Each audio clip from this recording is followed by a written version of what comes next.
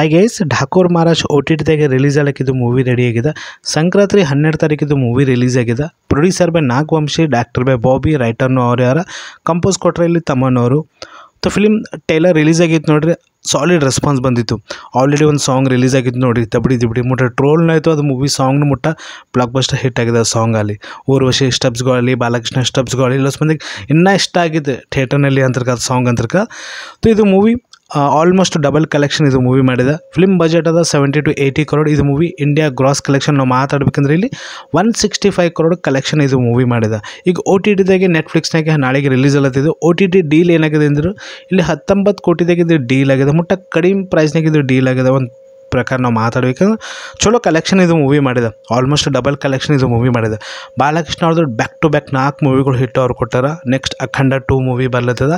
ಬೋಯ್ party ಸಂಗಟೆ already ಒಂದು video announcement release ಆಗಿತ್ತಲ್ಲ, so ಅದರೊಳಗೆ ಜಾಸ್ತಿ ನಂತರ ರಿವೀಲ್ ಆಗಿದೆ. ಬಟ್ ಈ ಫಿಲ್ಮ್ನಲ್ಲಿ BGM ಅಲ್ಲಿ, ಸ್ಟೆಪ್ಸ್ಗೂ ಅಲ್ಲಿ, ಸ್ಟೋರಿ ಟೆಲ್ಲಿಂಗ್ನೂ ಅಲ್ಲಿ ಎಲ್ಲೋಸ್ ಮಂದಿಗೆ ಇಷ್ಟ ಅಂತರಕ್ಕಾಗಿದೆ. ಈಗ OTTದಾಗೆ ಇದು ಧಮಾಕ ಮಾಡ್ಲಿಕ್ಕೆ ರೆಡಿ ಆಗಿದೆ. ಇದು ಮೂವಿ ಸಂಕ್ರಾಂತಿಗೆ ಗೇಮ್ ಚೇಂಜರ್ 10ನೇ ತಾರೀಕು ರಿಲೀಸ್ ಆಗಿತ್ತು. ಇದು 12 ತಾರೀಕು ರಿಲೀಸ್ ಆಗಿದೆ. ಅನಿಲ್ ರಾವುಪುಡಿ ಅವ್ರದ್ದೇ ಸಂಕ್ರಾಂತಿಗೋಸ್ಕರ ಅದು ಒಂದು ಫ್ಯಾಮಿಲಿ ಎಂಟರ್ಟೈನ್ಮೆಂಟ್ ಫಿಲ್ಮ್ ಇತ್ತು. ಅದನ್ನು ಮೂವಿ ಬ್ಲಾಕ್ ಬಸ್ಟರ್ ಹಿಟ್ ಆಗಿದೆ.